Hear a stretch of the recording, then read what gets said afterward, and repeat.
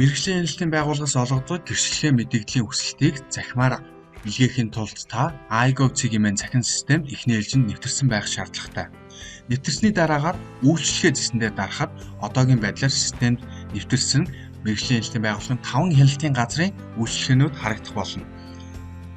Экспорт, импорт, хэлийн оройцоор, сүм болон цацрын аюулгүй байдал, тесрэх материал ашиглах хадгалах тээвэрлэх, хөдөлмөр нийгмийн малын тоног төхөөрөмжийн гэрчлэгээ, хүнсний чиглэлийн үйл ажиллагаа эрхлэгчийн хүсэлт явуулах бүртгэл. За энэ удаагийн заавар бол экспорт, импорт, хэлийн оройцоорын гэрчлэлийн мэдээллийг сонгоцгоё. За үүнийг сонгоход бол доошо дамжин өнгөрүүлэх мэдээлэл, импортын мэдээлэл, экспортын гэрчлэгээ гэсэн 3 ангиллалтай байна. Экспортын гэрчлэгээ нэрээс мал амтны гаралтай бүтээгдэхүүнийг сонгоё. Мал амтны гаралтай бүтээгдэхүүнийг сонгоод үүн дотроос өөрийн илгээх гэж буй хүсэлтээ сонгоно. Бүгд найрамдах хятад ард улс руу экспортлох дулааны аргаар боловсруулсан гэрчлэгийг дараад үзье. За тухайн хүсэлтийг дарахад бол тухайн хүсэлтийг илгээхийн тулд таны зүгээс бүрдүүлсэн байх шаардлагатай бүрдүүлэх бичиг баримтын жагсаалтууд харагдана. Ерөнхий ингээд танилцж явна. Мөн үйлчлэгээний процесс хэрхэн явах вэ гэдэг алхмууд нь харагдана. Тухайн үйлчлэгээтэй холбоотой, тухайн гэрчлэлийн мэдээлэлтэй холбоотой хууль эрх зүйн зохицуулалтуудын нэр томьёонууд харагдаж байгаа. Мөн баруун талын хэсэгтээ бол тухайн үйлчлэгээний талаарх зарим нэгэн тодорхой мэдээллүүд байгаа. Төлбөр хураамж, үйлчлэгээний хугацаа гэх мэт. За одоо ингээд танилцсан бол үйлчлэгээ авах гэж байгаа. Энэ улаан тавчин дээр дарна, үйлчлэгээ авах буюу улаан тавчин дээр дарна. Улаан тавчин дээр дараад шинээр авахыг дарна.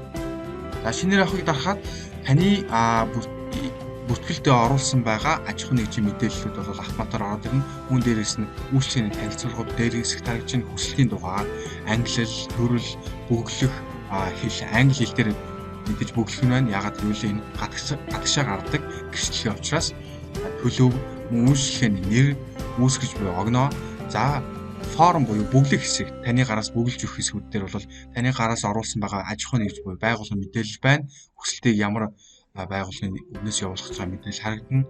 Мөн хүсэлтийг аль одоо хэлтийн газар руу мэргэжлийн хэлтийн ерөнхий газар юм уу, нийслэлийн мэргэжлийн хэлт юм уу, эсвэл аранга, булхан, эсвэл бомб юм уу, аль нэгийг сонгож өгч таарна. За энэ удаад бол мэргэжлийн хэлтийн ерөнхий газрыг сонголоо. Сонгосны дараагаар бол тээвэрлэлт их мэдээллүүдийг оруулж өгнө. За гарах хэлийн бомб, ачих газар, ачих огноо, хадгалах одоо температур хасах 18 градус гэдэг юм уу тийм ээ. Тээвэрлэлтийн тэмдэг нон маркет байна одоогийн байдлаар дефолтоор. За хүлээн авагч компани хэн байх юм, ямар компани байх юм, очих улс нь юу байх юм. За хот, хаяг цаашид нэвтэрч гарах хэлийн бомб.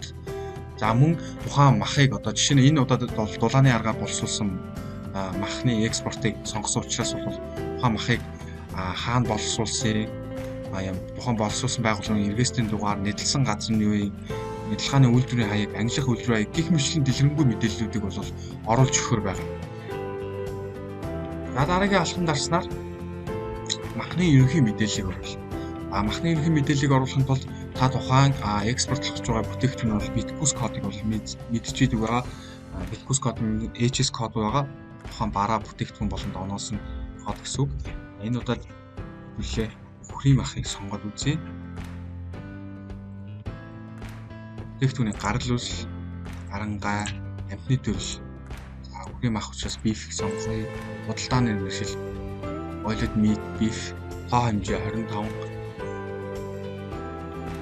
1000 кг нэгжээ сонгож өгнө. Сав баглаа боотлын төлөө сонгож өгнө. Сав баглаа боотлын тоогоо сонгож өгнө. Үйлдвэрсэн огноо сонгож өгнө. Үйлдвэрийн багцын дугаарыг оруулж өгнө. Хадгалах сар 12 сар, тээврийн хэрэгсэл трак ачааны машинаар гарах юм байна. Тээврийн хэрэгслийн дугаар. Чиргүүлийн дугаар байгуул чиргүүлээ оруулна. Лацаа оруулна. Ингээд хүснэгтэнд нэмнэ. За хүснэгтэнд ингээд амжилттай нэмлээ. Энэ бол ямар учиртай вэ гэхээр та тухайн мах ачиж байгаа, эсвэл бүтээгдэхүүн ачиж байгаа тээврийн хэрэгсэл болгоныхоо тоогоор тухайн тээврийн хэрэгсэл болгонд юу ачигдж байгаа мэдээллүүд бол дэлгэрэнгээр оруулж өгөх байгаа. За оруулсныхаа дараа дараагийн алхам дарахаас өмнө бол тээврийн хэрэгсэл болгон дээр бол гэрчлэлийн мэдээлэл гардаг гэдэг сануулъя. За дараагийн алхам дээр бол сүүлийн бүрдүүлэх баримт бичиг гэдэг алхам дээр бол шаардлагатай бүрдүүлэх баримт бичгүүдийг бол ийшээ аплод хийж оруулж өгөх хэрэгтэй байгаа. Файлаа сонгоод PDF файл оруулна. Ингээ оруулсны дараагаар бол таны хүсэлтэд ингээд хүсэлт илгээх товчийг дарна. Хүсэлт илгээх товчийг дарсны дараагаар хүсэлтүүд гэдэг зэгсэн дотор бол таны илгээс нь нэг хүсэлтүүд харагдана. Хамгийн сүүлийн хүсэлт бол энэ байна. Хүсэлтийн дугаар энэ байна. Ямар хүсэлт илгээснээ бол дэлгэрэнгүй хүсэлтийн мэдээлэл харах гэдэг танилцаад явчих болно. Илгээсэн хүсэлтийн мэдээлэл. За хүсэлтүүд хэсэгтээ танилцъя. Зүүн дэд нийт илгээсэн хүсэлт, заагдсан хүсэлт, шийдвэрлэж буй хүсэлт, зөвшөөрөгдсөн хүсэлт, мөн хүсэлтүүдээ сортлж хайх боломжтойгоо хүсэлтийн дугаар төлбөр нь хайж болно, ихэлсэн огноо дуусах огноо хайж болно. Ингээд та хүсэлтээ амжилттай илгээсэн бол таны илгээсэн хүсэлт маань шийдвэрлэж байна гэсэн төлөвтэй болно. Хэрвээ илгээж амжаагүй дутуу дундаас нь гараад ирсэн бол мэдээлэл дутуу гэсэн төлөвтэй болно. За хэрвээ илгээсэн хүсэлт тань туслагдсан бол туслагдсан төлөвтэй болно. За хэрвээ таны хүсэлт маань зөвшөөрөгдсөн байх юм бол зөвшөөрөгдсөн төлөвтэй болох юм байна. За энэ дээр зөвшөөрөгдсөн төлөвтэй хүсэлт байгаа эсэхийг харж үзцгээе. За зөвшөөрөгдсөн хүсэлт бол нэг байна.Уулуурхаад эслэхийн нэг хэсэг байна. За ингээд та хүсэлтээ онлайнаар илгээгээд мөн хүсэлтийнхаа явцыг бол статус буюу төлбөр нь хараад явах боломжтой байна.